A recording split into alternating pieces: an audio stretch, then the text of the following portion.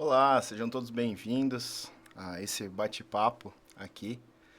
Eu me chamo Ian Liberali, juntamente com a Camila Liberali, e nós somos um grupo de alunos da Faculdade de Direito de Sorocaba. Nós estamos realizando a graduação em Direito na faculdade e estamos realizando esse bate-papo agora com o intuito de estender um pouco mais assuntos que nós abordamos na graduação, especificamente sobre o direito empresarial, e como o direito empresarial influencia diretamente a vida de atividades de pessoas empreendedoras por aí fora, e como o direito empresarial ele pode ser útil na vida dessas pessoas. Estamos recebendo aqui dois ilustres convidados, o nosso colega de graduação, Bruno Buglia. Se pudesse apresentar, por gentileza. Olá, sou o Bruno Buglia, eu estou no segundo ano também cursando Direito com meus amigos Camila e Ian. Sou proprietário de uma microempresa individual chamada Madeiro Brinquedos, vendo brinquedos artesanais. Sou formado em Gestão Financeira e MBA em Empreendedorismo. Obrigado pela sua presença, viu, Bruno? Obrigado. Com certeza, o fato de você estar aqui nos abrilhanta bastante também, uma experiência de alguém que exerce atividade empresária.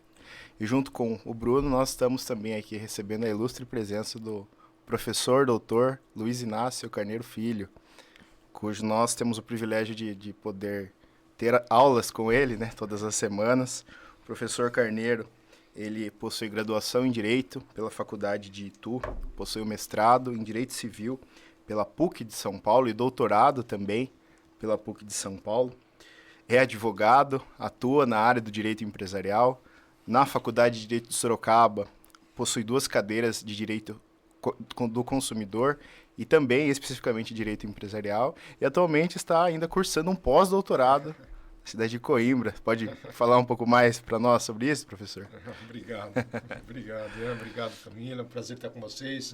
Bruno, todos que nos assistem. Bom, primeiro, é um prazer estar aqui com vocês. Uma honra ter sido convidado para esse bate-papo, especialmente pelo projeto, né, que vocês estão desenvolvendo, um projeto louvável. Bom, os temas aqui em pauta são importantíssimos e especificamente sobre o pós-doutoramento, terminando agora em Coimbra, a Faculdade de Direito da Universidade de Coimbra, Portugal, e um projeto muito parecido com um projeto desenvolvido aqui no Brasil. Em breve eu trago novidades. Mas, mais uma vez, parabéns pela iniciativa. Obrigado, professor. Agradecemos aí pelo seu tempo disponível em nos ajudar nesse sentido e que nós possamos tirar esse breve período aqui para poder ajudar empreendedores ao redor do país, né? Nós temos hoje um número de cerca de 67% de pessoas que são empreendedores informais. Então a gente espera, com o intuito desse trabalho, poder ajudar essas pessoas a cada vez mais se formalizarem. Temos aqui presentes também os outros colegas do nosso grupo, né? O Dorival, o João e o Stefano. Quero fazer menção a eles aqui também. E é um prazer podermos conversar um pouquinho mais sobre isso. Para começar, professor, você poderia dizer um pouco mais para nós como iniciou a sua trajetória no direito comercial ou, como nós conhecemos hoje, direito empresarial? Boa. De fato, eu gosto muito da denominação direito comercial, né? Eu estudei na faculdade, na graduação, com direito comercial. O direito comercial era uma derivação do Código Comercial Brasileiro, né? Que deixou de existir com o novo Código Civil, passando agora a ter a denominação direito empresarial. O direito empresarial ele abriu novas fronteiras, né? Porque o direito comercial tratava de uma relação muito simples, comerciante apenas, né? Apenas as relações obrigacionais do comerciante. Com o direito empresarial, além daquele que exerce atividade de comércio, intermediação, qualquer prestador de serviços, não qualquer, mas especificamente, né, voltados à área do direito empresarial, passam a ser, portanto, vistos pelo direito brasileiro como empresários destinatários de regras de direito empresarial. Como é que eu comecei no direito empresarial? Como uma correlação quase lógica do estudo do direito civil e da minha vida profissional mesmo, né? Desde que eu comecei a atuar no direito como advogado, isso em 98, a vertente sempre foi no direito privado negocial, especialmente contratual e de organização sempre contratual preventiva, prevenção de conflitos né, a ideia da advocacia de prevenção, advocacia de resultado útil. Claro, nós sempre trabalhamos no contencioso, mas o direito empresarial trabalha muito com esse conceito. Né, hoje se tornou muito comum falar em compliance, mas nós já fazíamos isso há muito tempo. E quanto mais nós atuávamos na área do direito comercial, hoje chamado empresarial, mais nos aproximávamos de regras específicas e fomos acompanhando a evolução do direito empresarial nesse sentido. Por isso a minha área de especialização, depois doutoramento, né, é isso. Legal, interessante. E eu acho que o cerne do nosso questionamento aqui, talvez, está de acordo lá até mesmo com o Código Civil. Como nós definimos um empresário aqui no Brasil? Como um corajoso. Acima de tudo, uma pessoa corajosa, aventureira, intrépida, mas acima de tudo um idealista. O empresário é um idealista mal compreendido, concorda? Concordo totalmente. Não é isso? Eu também acho. É alguém que se propõe a empreender num cenário de incertezas. Esse cenário de incertezas ele sempre se renova, lotado de normas bastante rigorosas, normas trabalhistas, tributárias, sociais, enfim, sem contar com as incertezas de mercado, de competitividade, de concorrência, enfim, acima de tudo um corajoso. Mas e o brasileiro tem essa vertente empreendedora, nós percebemos isso. O empresário, para mim, é esse sujeito, é o idealista, que quer empreender, e principalmente mal compreendido, porque é o empresário que gera empregos, é o empresário que gera divisas, que gera desenvolvimento, que gera recursos. Enfim, mas tecnicamente, como você diz, o direito civil, ele define o empresário como alguém, e aqui eu digo alguém, uma pessoa natural ou uma pessoa jurídica, especialmente depois, né, no direito societário, que desenvolve uma atividade econômica organizada para a produção de bens ou circulação de bens ou prestação de serviços, sempre com o objetivo de ganhar dinheiro, o intuito especulativo. Veja, a definição do Código Civil é extremamente ampla. Aliás, Bruno, essa é uma questão interessante. Eu falei há pouco do direito comercial, tratava apenas do comerciante, né, dos atos de comércio, comprar para revender, né, um intermediário. O empresário, nesse novo contexto inaugurado pelo Código Civil de 2002, ainda vigente, ele diz produção, circulação e prestação, produção e circulação de bens ou prestação de serviços. Não são todos os serviços, obviamente, que se submetem ao direito empresarial. Né? Não são todos os serviços mediante com caráter especulativo, mas vejam como o leque abre bastante, como as opções de inserção no direito empresarial crescem com o novo Código Civil. Esse é o empresário. Legal. E com relação à informalidade, quais são, assim, os medos que os empresários talvez possuam? Por que muitos deles, nós falamos um número aí de aproximadamente 67%, ainda estão na informalidade? O que você atribui a essas questões? Bem, informalidade, primeiro, eu vou entender a informalidade como alguém que desenvolve uma atividade típica de empresário. Esse sujeito que faz a compra e venda de produtos, desenvolvendo uma atividade comercial, que produz para revender ou que presta serviços com habitualidade, vivendo dessa prestação de serviços, né? Não uma prestação de serviços ou uma compra e venda de produtos ou a produção eventual, não, mas com habitualidade, com profissionalismo. Entendo esse sujeito que desenvolve uma atividade dessa natureza sem aderir às regras estabelecidas pelo Estado. Porque o Estado estabelece regras. Olha, diz inclusive o Código Civil, tem um dispositivo lá, o 967, que diz que antes do empresário iniciar a sua atividade empresarial, obrigatoriamente ele deve se registrar ou se inscrever nos órgãos próprios de registro. É obrigatório o registro do empresário. Entretanto, a informalidade é uma realidade. Nós não podemos fechar os olhos para ela. Né? O ditado que sempre menciono, de Jorge Ripper, quando a lei fecha os olhos para a realidade se vinga e ignora a lei. Não é? A lei não pode ignorar a realidade. E isso acontece com frequência. O empresário, nós vemos empresários informais. Por quê? Aqui atribuímos essa informalidade. Talvez, e aqui você tem bastante experiência também, o que atribui essa informalidade? A falta de conhecimento.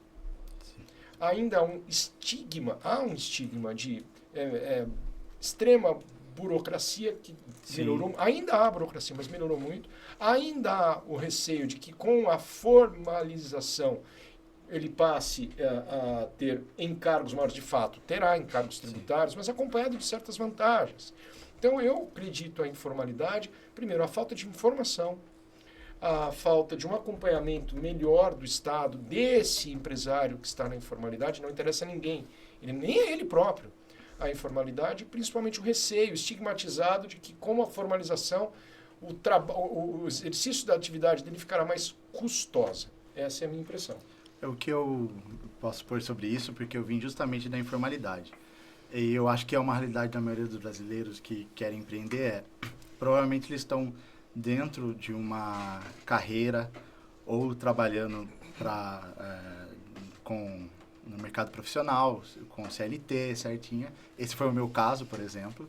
E aos finais de semana eu exercia outra atividade que servia tanto para um alívio mental. No meu caso era trabalhar com madeira, então servia como uma atividade extra artesanal. E a gente acabou aproveitando para vender essas peças e logo virou uma renda extra. Então eu tinha o meu trabalho de CLT e aos finais de semana eu executava informalmente minha outra atividade. Até que o ponto que uma atividade começou a engolir a outra. Você começa a fazer contas e fala assim, peraí, mas o tanto que eu ganho aqui no CLT, se eu parar e usar todo o tempo que eu vendo para o meu patrão, para eu executar o meu próprio trabalho, eu vou ter uma renda maior até, tal. Só que, geralmente, eu acredito que até por falta de informação, professor. A falta de informação não te põe, tipo assim, você precisa se formalizar. É muito difícil alguém pensar assim, na hora de abrir uma empresa. Ah, não, então eu já vou direto aos órgãos, tal, para me regular, né? Pensa primeiro na atividade. Então, a atividade vem à frente. Até me espantou quando o professor foi fazer a explicação em aula e ele falou que o empresário vem da atividade. Né? Eu acreditava que o empresário vinha do CNPJ. Se não tivesse CNPJ, você não é empresário. E não é bem assim. E realmente, na vida prática, a pessoa vai começar pela atividade. Ela vai pensar primeiro a atividade, principalmente dessa maneira como eu comecei. Passar do CLT para se formar empresário, ele vai passar aos poucos. Ou, o outro caso que eu vi, acompanhei alguns amigos que fizeram assim que eles recebem benefícios de serem demitidos do CLT, eles aproveitam a rescisão, o fundo de garantia, para abrir o próprio negócio. Então, a gente tem esses dois. Geralmente, esse aqui já começa se formalizando, porque ele vai já com dinheiro. Mas o que mais tem é realmente o cara que começa com a atividade dele cresce e engole o trabalho convencional dele. Ou ele tem ou também tem a questão do empresário que tem uma ideia, e esse também, geralmente, ele começa com a atividade. Ele não vai começar se formalizando. Ele vai ver a atividade, vai ver se é lucrativa realmente, se vai valer a pena, para depois se formalizar. Legal, muito boas suas expectativas, seus pontos, Bruno, porque você vivencia isso na prática, né? Sim. Como o professor definiu inicialmente bem, o empresário é um corajoso.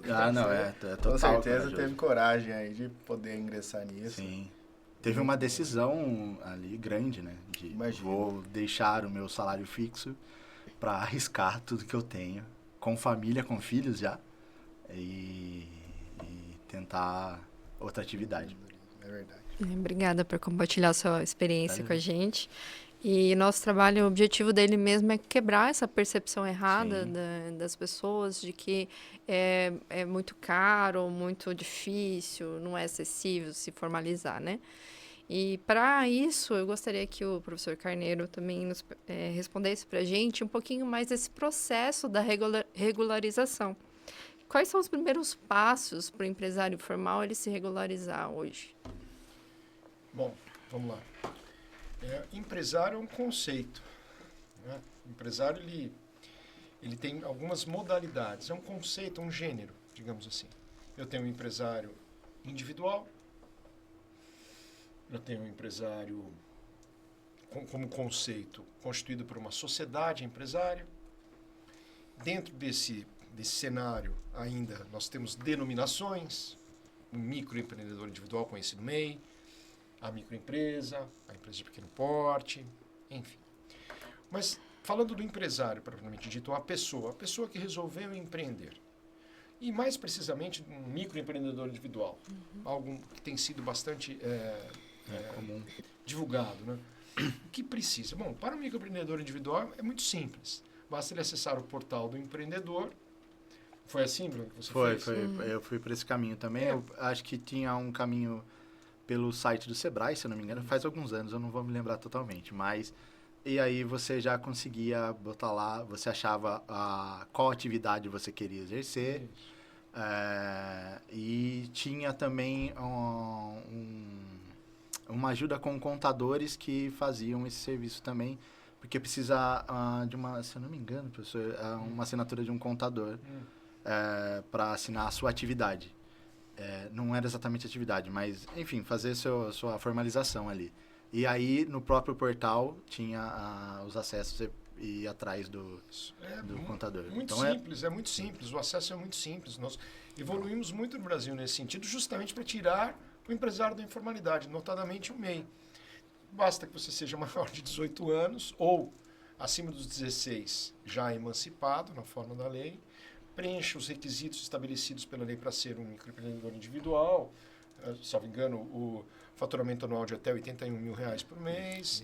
Você não pode ter participação em outra sociedade empresária, nem ser sócio administrador de outra sociedade empresária. Pode ter um empregado.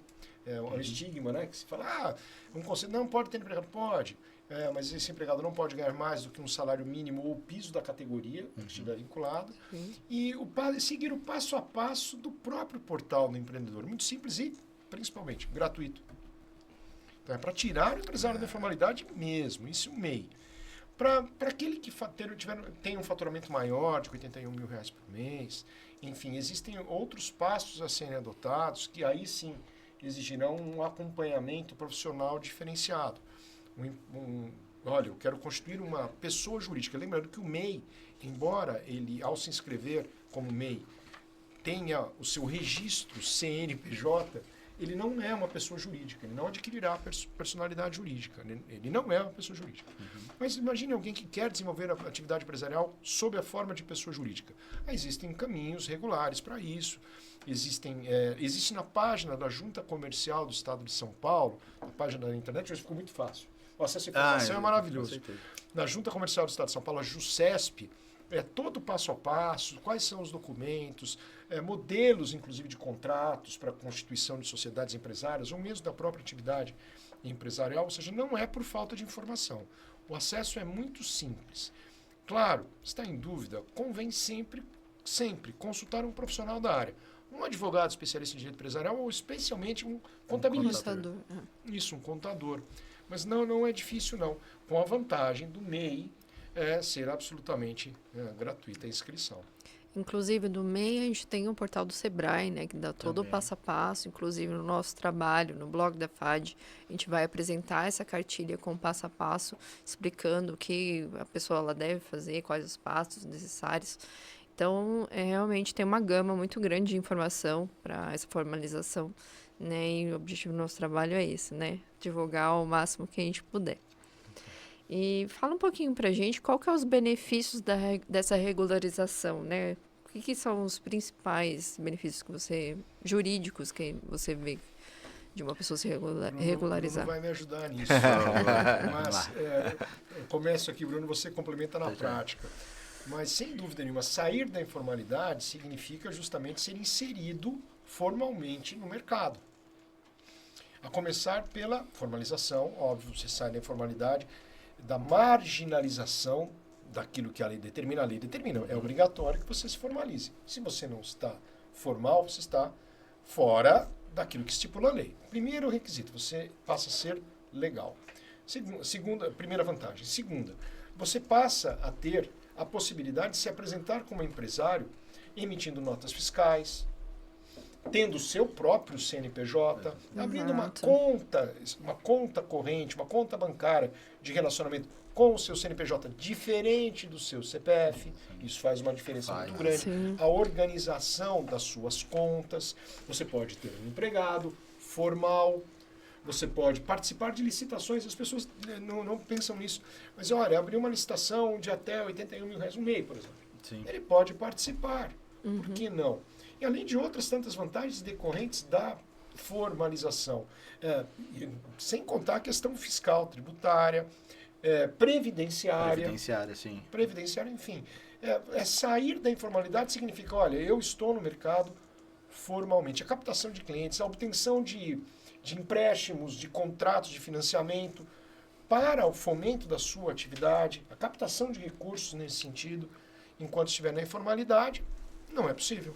E um detalhe adicional, nós não podemos esquecer que o empresário não é só o MEI, existem as sociedades empresárias, existe uma sociedade constituída por um único sócio, a chamada sociedade limitada unipessoal. O empresário regular e a sociedade empresária regulares que saíram da informalidade, que estiverem passando por crises econômico-financeiras, crise de negócios, podem ainda se valer da vantagem da recuperação judicial, que somente é conferida aos empresários regulares. As vantagens são inúmeras. E o Bruno pode me complementar. Sim, com certeza. Ali na prática, uma coisa que quando eu cursei MBA, se falava muito que era o grande problema do empresário brasileiro, de empresas novas fecharem, era a confusão entre contas. A pessoa não fazia a separação da conta pessoal com a sua conta jurídica. Quando você abre um CNPJ, né, você tem lá seu CNPJ, você tem a possibilidade de abrir uma conta para aquele CNPJ. E você vai fazer sua movimentação toda lá. Uma que facilita toda a parte de contabilidade, você fazer toda a movimentação por lá, não fazer pela sua pessoa física, e fazer a separação de contas, que vai te ajudar na gestão do negócio. Fora isso, você pode ter algum benefício de empréstimo facilitado pelo acesso ao crédito, acesso né, ao mais crédito, facilitado. Exatamente. E eu queria pôr uma coisa também que, para mim, o que me ajudou nessa abertura foi a possibilidade de vender para revendedores, no meu negócio em específico. Então, hoje em dia, eu atendo mais no atacado para revendedores. E quando você tem um CNPJ e vender em quantidades maiores, e eu vendo sob demanda, então a pessoa compra comigo para eu entregar daqui 15, 20 dias, depende um pouco, né? Você tem uma confiança maior quando você apresenta, tá aqui meu CNPJ, claro. Meu endereço é esse, é uma empresa que existe, você pode consultar. Então, isso gera uma confiança maior no mercado do que você simplesmente, como pessoa física, tentar negociar. Até mesmo com fornecedores. Aquele fornecedor, você se apresentando com CNPJ, ele pode te dar um prazo para pagamento, baseado no histórico do seu CNPJ. O acesso ao crédito, não só dos bancos, mas acesso ao crédito do mercado também.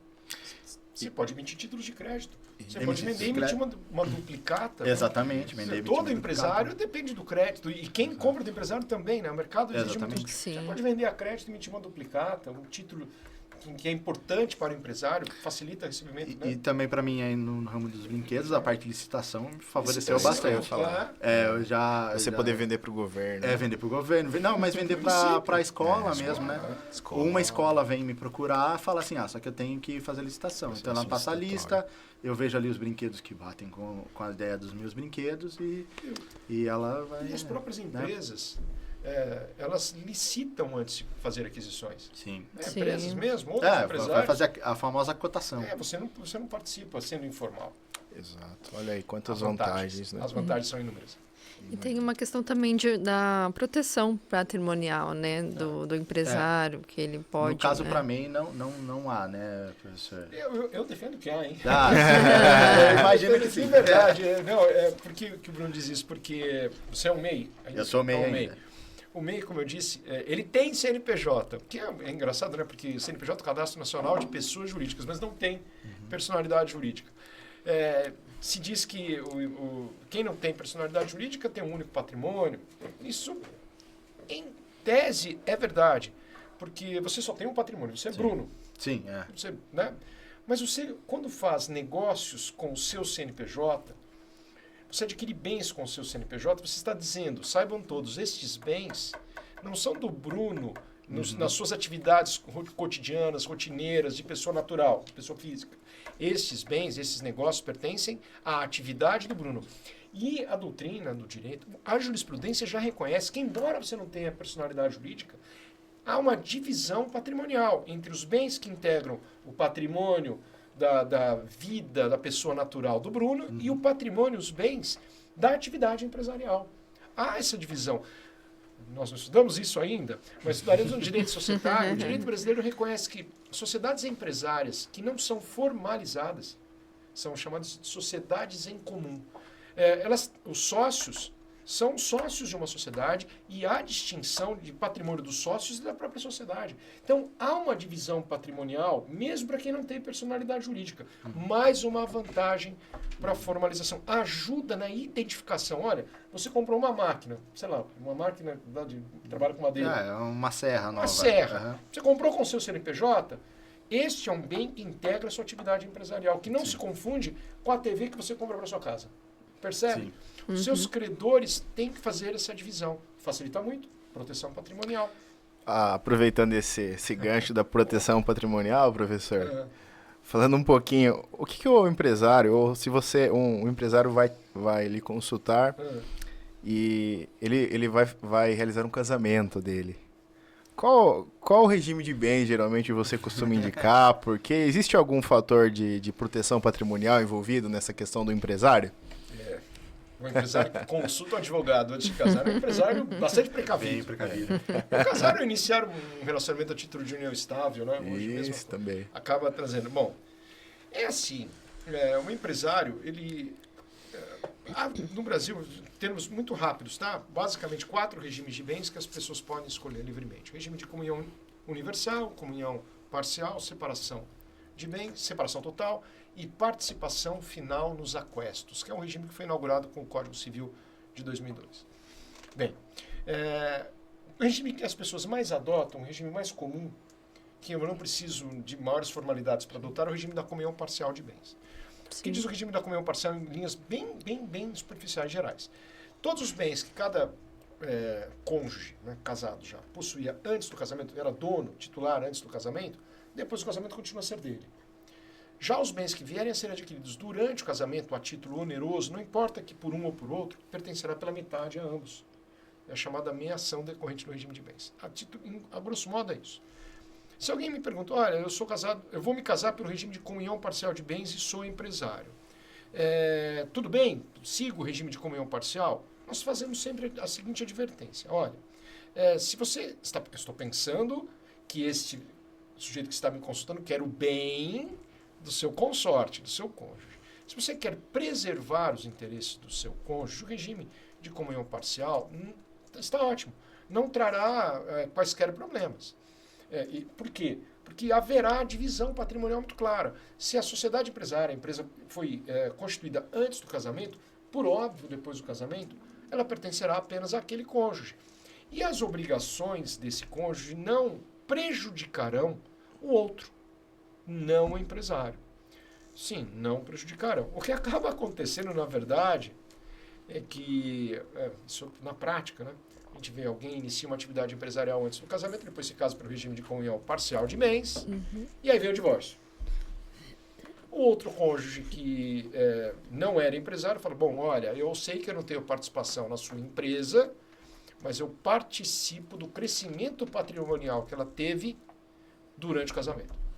A jurisprudência brasileira tem reconhecido a participação do cônjuge no crescimento patrimonial da empresa, mesmo que ela pertença 100% ao outro. E aí não há regime de bens que afaste isso. A não ser um regime de separação total de bens, muito bem elaborado por pacto antenupcial, enfim. Mas é sempre bom consultar um advogado antes de casar. É importante, muito bom, é verdade.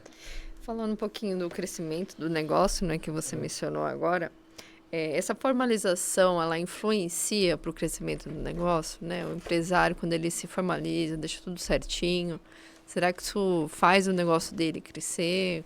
Como você consegue ver com Eu isso? costumo dizer que o empresário que se formaliza, ele abre a janela, ele levanta as portas. Sabe aquela imagem do empresário de manhãzinha levantando a porta de aço? Ele abre as portas para o mercado.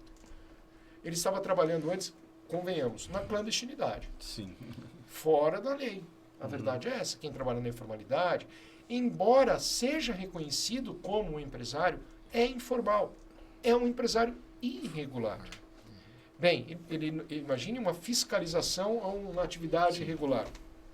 Não é desejável, por óbvio. Então o sujeito abre as portas para o mercado. Ele se apresenta como alguém irregular. E aí sim, sem dúvida nenhuma, a possibilidade, como o Bruno muito bem colocou, de iniciar uma nova trajetória, conseguir escalar o seu negócio, é significativa, não é, Bruno? Quanto a sua experiência não mudou depois da formalização? Não, totalmente. Eu, no meu início ali, ainda trabalhando em CLT, fazendo o meu trabalho, a minha atividade empresarial aos finais de semana, eu tinha, a única possibilidade que eu tinha de vendas, assim, era indo em feiras de artesanato, assim, com todo respeito, mas é pequeno quando você pensa em ter uma grande atividade empresarial, né? Em crescer, em desenvolver, Então, a partir do momento que eu formalizei, eu consegui ter um site de vendas online, né? Certinho, para poder fazer as vendas. E você consegue atingir mais pessoas. Então, isso, como você falou, é abrir as portas, você entra no mundo do comércio realmente ali. Porque se você ficar na informalidade, vão acontecer uma hora limitação. Como você vai aparecer uma pessoa assim, você não me vende tantos e nota fiscal, né? Você vai falar, eu não tenho nota fiscal. Aí já não consegue vender. Então, realmente você abre para vender. E hoje o meu negócio se sustenta em revendedores. Então, eu tenho várias pessoas que revendem meus brinquedos e eu não conseguiria isso se eu tivesse na informalidade. Então, eu teria que estar vendendo só para pessoa física, como artesão mesmo, máximo para chegar mais perto do formal, eu ser só artesão e vender. Então, eu resolvi ir no caminho de ser empresário mesmo, formalizar para poder atingir um público maior. Sem isso, realmente não vai chegar a grandes contratos, grandes vendas e tudo mais. Legal. Na prática o que o professor acabou de comentar, né? Exatamente. Abrir as portas. Para os negócios, que bom que deu certo aí no seu caso. Nós falamos, por enquanto, né, dos benefícios, das coisas boas da atividade empresarial. Mas agora eu quero abordar um pouquinho o aspecto legal. Que responsabilidade ou que tipo de aspectos legais, a partir da formalização, são necessários para o empreendedor ou para quem exerce atividade empresarial? Tem algo que ele precisa ficar atento a partir do momento da formalização? Sem dúvida. A partir do momento que ele se formalize, a depender da modalidade escolhida pelo empresário, né, da sua formalização, se um MEI, se um microempreendedor mesmo, um microempresário, pequeno porte, etc., ele vai ter agora encargos que não tinha antes. Exatamente. Encargos sociais, encargos tributários, alguns mais complexos que outros, sistemas de recolhimento. Bom, claro, você se formaliza, você aparece, você é mais um empresário participando do sistema. Então, encargos tributários, sem dúvida nenhuma. Ele, dentro dessa formalização, a depender de sua atividade, contará com autorizações, alvarás, fiscalizações, ou seja, o que é natural para o desenvolvimento de qualquer atividade regular. Eu não vejo isso, sinceramente, como um encargo, como um entrave ou como um problema. Não. Eu percebo que, a partir do momento em que o empresário ele se formaliza, ele sabe os custos que terá, isso é fácil de ser previsto, os custos que terá com essa formalização e acaba incluindo esses custos como um custo fixo do seu negócio, como qualquer outra atividade. Né? Não é isso, Bruno? Eu não vejo como entraves ou como fatores que sirvam a desestimular. E há coisas aí até para a própria segurança. Por exemplo, no meu caso, eu tenho que ter a oficina, você tem que ter um alvará de funcionamento, e aí tem a parte de liberação dos bombeiros. Então, isso é uma coisa da sua segurança, porque, por exemplo, eu mexo com madeira, para, enfim, Deus me livre, né? Pegar fogo em tudo, é muito fácil. Então, você ter todos os processos de segurança. Quando você fica ali no informal, você não se atenta, você não se atentar a esse tipo de coisa. E sim, há os encargos, mas no caso do MEI, é um valor fixo mensal, não tem alteração. Aí depois no ME tem os regimes, aí vai depender do regime. Pode ser em cima do seu faturamento, em cima do seu lucro, então depende. E o ideal para o empresário é você conseguir calcular esses custos adicionando no preço do seu, no preço do seu produto. Então, o que você vende vai cobrir essas despesas. É essa a intenção, certo? E muita gente tem medo desse aumento. Eu acho que é uma das coisas que são principais para a pessoa não se formalizar. É o medo de muito custo. Eu vou ter que ter alvará dos bombeiros. Mas olha só, alguém que trabalha na informalidade, recebe receita. Como é que ele dá destino a essa receita? Tudo na pessoa física. Espera um pouquinho, o imposto de renda dele como ficar? Isso eu não declaro. Olha aí, mais uma irregularidade. Percebe? Não é vantajoso e os encargos tributários, embora ainda, na minha opinião, sejam elevados, mereçam um tratamento diferenciado como forma de estímulo mesmo ao empreendedorismo, à livre iniciativa, são irrelevantes perto do risco de trabalhar na informalidade. Você falou do artesão, etc. A imagem que eu tenho de alguém saindo da informalidade indo para a formalidade é deixando de ser amador para se tornar profissional. É diferente. É diferente. Ali nessa parte da artesão em madeira, você pode ter como imagem o cara trabalhando com um formão, que é aquele... Isso, para o cara trabalhar com uma serra que ele passa a madeira e corta. É isso. Acho que os prós aí são muito mais do que os contras, né? As vantagens são bem maiores aí da formalidade, né? E pensando naquele que ainda, diante de tudo isso que nós conversamos, ele não quer se formalizar. Essa pessoa, ela possui algum risco? Negócio dela fechar, ela ser multada pelo fato da informalidade? Tem alguma coisa nesse sentido ou não? Bom, você mesmo já responde. O empresário informal, nós chamamos de informal, mas na verdade é um empresário, é um ator do mercado irregular, que não deveria estar onde está. Assim, o direito todo, ele exige a formalização. Tanto que a própria regra diz, antes do início da atividade é obrigatório o registro. É uma norma posta, ou seja, não é depois. Claro, você pode se formalizar depois, se regularizar depois do início da atividade? Pode. É aquela história, pode, mas não deve. O certo é você iniciar uma atividade empresarial devidamente legal. Aquele que não está na legalidade, que nós chamamos de informalidade, ele está submetido, sem dúvida nenhuma, a todas as sanções do Estado. Imaginem, qual é a origem das suas mercadorias? Como ele vende? Eu posso vender sem nota fiscal? Não, crime. Além do sujeito incidir em hipóteses penais, eventualmente, todas as sanções administrativas, eles serão impostas. Quer dizer, a irregularidade não compensa. Não estamos aqui criminalizando o empresário informal. Ao contrário, como eu disse no começo da nossa conversa, não podemos fechar os olhos para uma realidade. Mas já não cabe mais, a meu ver, a desculpa de que mas meu negócio é muito pequeno, o faturamento é pequeno, não compensa. Essa desculpa já não cola mais por conta do MEI. Não cola mais. Porque as vantagens são enormes.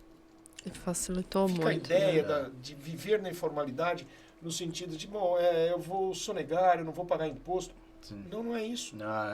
Não é isso. Não é isso que nós queremos, não é o desejável. O empresário que vai para a formalidade, temos aqui um exemplo. Exatamente. Ele só vê vantagens. E eu diria até que o MEI funciona como um primeiro passo da formalidade. Porque logo, se você aumentar o faturamento aí acima do valor, você vai acabar sendo desenquadrado e virar um ME, e isso também vai te trazer outras vantagens também, como a real proteção patrimonial. E também quando você fica na informalidade, você fica à mercê de ser denunciado. Porque acontece, no meu caso específico, eu comecei trabalhando no quintal de casa. A minha oficina é ainda dentro do meu terreno, mas era no quintal de casa. E algum vizinho me denunciou porque ele escutava eu cortando madeira. Entendeu? Imaginando lá. Exatamente. Cadê o seu alvará Então, municipal? eu recebi lá no fiscal, de um fiscal lá. É. E aí foi, inclusive, um dos pontapés para eu ir atrás de, não, vou Perfeito, formalizar, amigo. vou deixar bonitinho para não ter mais problema, porque alguém pode me interromper a atividade a qualquer momento aqui. Então, Claro. isso você fica à mercê. Quando você tem aqui, você tem toda essa segurança de estar regulamentado, não vai sofrer nenhuma sanções. sanção do Estado, né? A imagem é do vendedor ambulante que fica atento à fiscalização. Olha, chegou a fiscalização, ele pega Ó, os o Rafa. Olha, não merece. Exato. O empresário não merece. Ele já passa por Sim, tantas Sim, dificuldades, já é tantos difícil, desafios, né? Se ele puder reduzir os riscos a Os que está riscos, exposto exatamente. e atuar dentro da legalidade, da regularidade, da formalidade, muito melhor. Eu não poderia defender e não defendo isso por ofício, por profissão. Não, eu defendo porque eu acredito piamente nisso. De verdade, acredito mesmo. Legal. O intuito é justamente esse, né? Passar isso para as pessoas que estão nos assistindo, talvez nos ouvindo, que o objetivo é que todos se regularizem, né? Imagine um país com todo mundo regularizado, que seria diferente, né? Talvez, né? Então, e mostrando também as práticas, mostrando as facilidades de ter, né? De ser um empresário regularizado, um empresário formal, como se deve, né? É interessante. E para a gente finalizar aqui, infelizmente tem que, né? Tem o tempo, mas já. a gente gostaria, né, que o professor Carneiro, né, que mensagem você passaria para uma pessoa que ela está pensando, né, ainda está com dúvida de se formalizar? Que dicas você daria com base em tudo que a gente conversou aqui? O que você falaria para uma pessoa hoje se ela fala que está pensando em se formalizar? Primeira dica, assista várias vezes essa nossa conversa. já vai te ajudar bastante. Vai te ajudar bastante. Vai te ajudar bastante. Procure, o Sebrae é um excelente parceiro, eles estão ali prontos para esse tipo de demanda, muitíssimo importante. Nós temos aqui em Sorocaba o Parque Tecnológico, É verdade. que não pode ser esquecido, de fato, também uma vantagem que Sorocaba apresenta, mas especialmente falando, né, aquele que tem dúvida ainda, procure o Sebrae, procure se informar. De fato, mais do que falamos hoje aqui, né, das vantagens da formalização. Saia da irregularidade, saia da informalidade. As vantagens aqui postas, e tenho certeza que esquecemos de algumas, elas serão perceptíveis rapidamente, de verdade. É assim, o Brasil evoluiu muito nesse sentido. Uma outra, não posso esquecer, uma vantagem, a formalidade. Olha, você quer criar uma marca, como é que é a sua marca? Sim, Madeira Madeiro. Sim, Na é formalidade, verdade. você é um empresário regular, entra lá no site do Instituto Nacional da Propriedade Industrial, faz o registro da sua registro de marca. Olha como você cresce como empresário. Enfim, vantagens são postas assim, aos montes para quem deseja, para quem sair da informalidade. Então, está em dúvida? Primeiro passo, sem dúvida nenhuma, procure o seu parceiro do Sebrae. O Sebrae é bastante especializado na área, é próprio para esse tipo de demanda. Procure informar-se.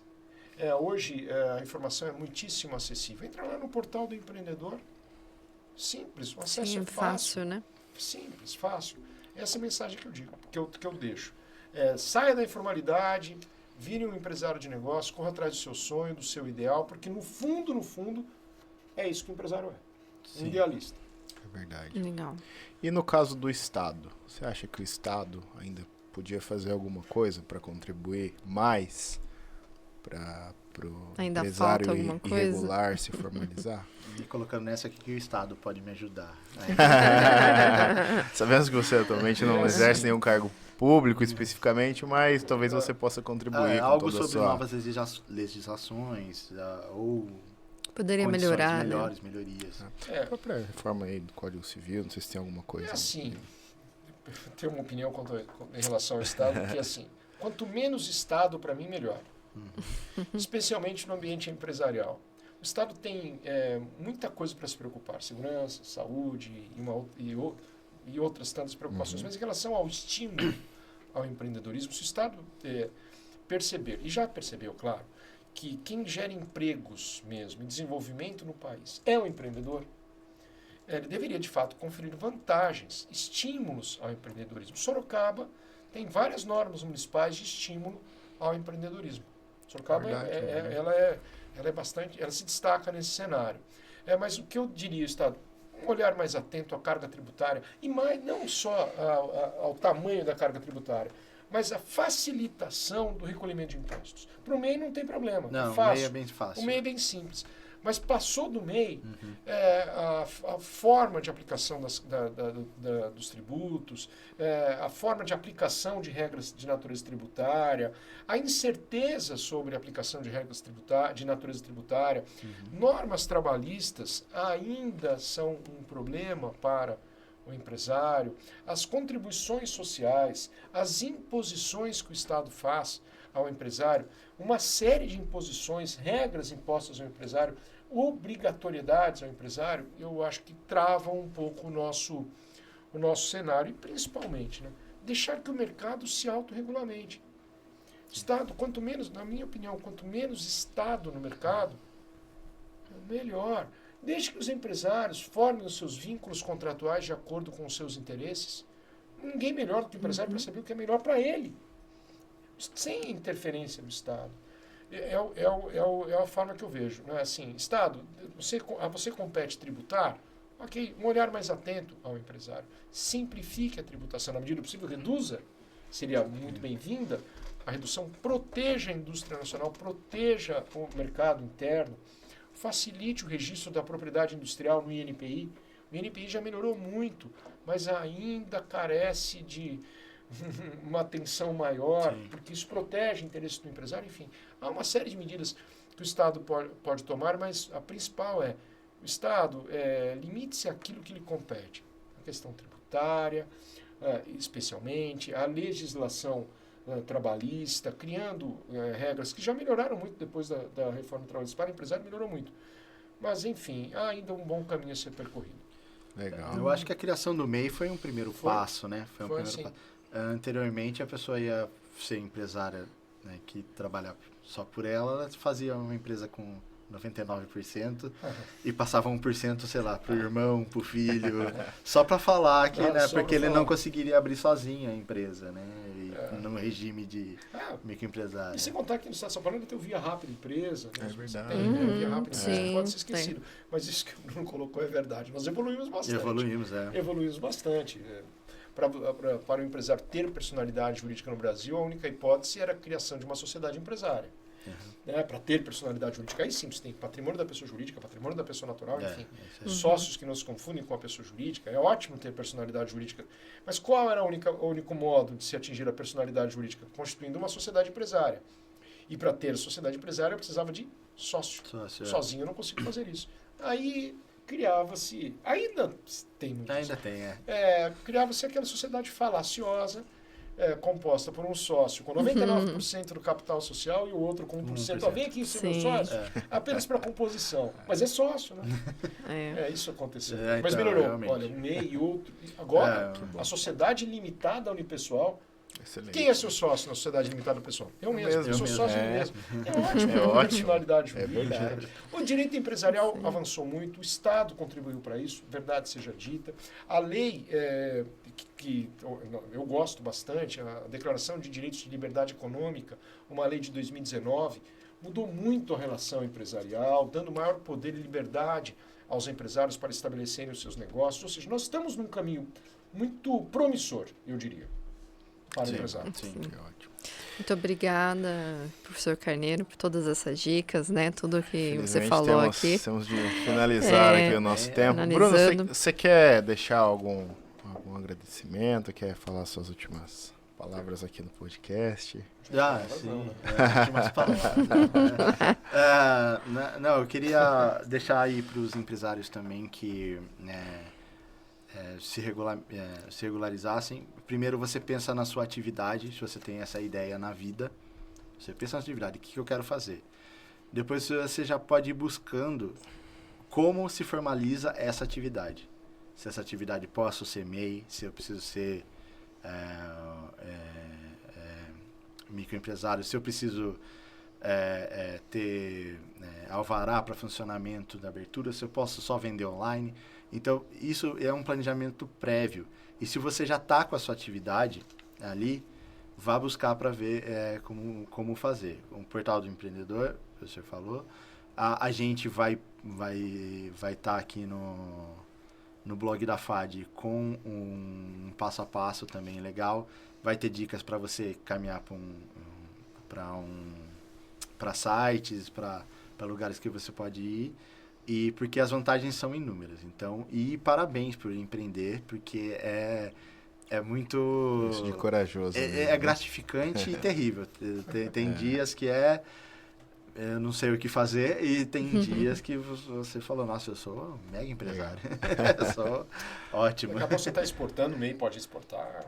Sim, eu ainda não estou, mas quem sabe. Mas muito obrigada, Bruno, Obrigado, professor gente. Carneiro, Ian também, Obrigado por dispor aí estar do contribuindo, tempo de vocês. né, com esse trabalho. E nós vamos deixar na descrição do vídeo, embaixo, o blog da FRAD com o nosso trabalho, que tem todas as informações que foram passadas aqui no vídeo. Também a cartilha, para quem desejar ver e se formalizar. Então é isso, nossos sinceros agradecimentos a todos vocês aqui O presentes. professor, acho que pode encerrar com algumas falas, algumas coisas. Eu só tenho a agradecer e Acho que agradecer o especialmente tempo aí também. parabenizá-los. Obrigado.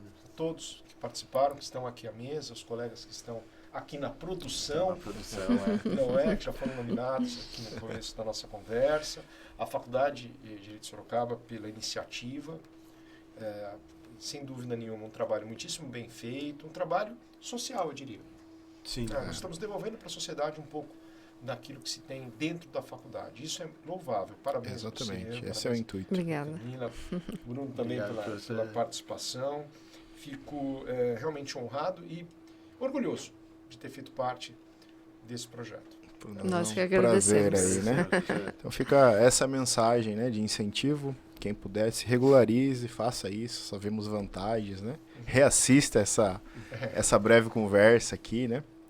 Nós queremos agradecer mais uma vez aqui a Faculdade de Direito de Sorocaba, hoje que completa 68 anos, né? No dia da Uma das gravação. 10 faculdades, ou até menos, do estado de São Paulo, em unidades privadas, né? É uma faculdade que está há muito tempo aí.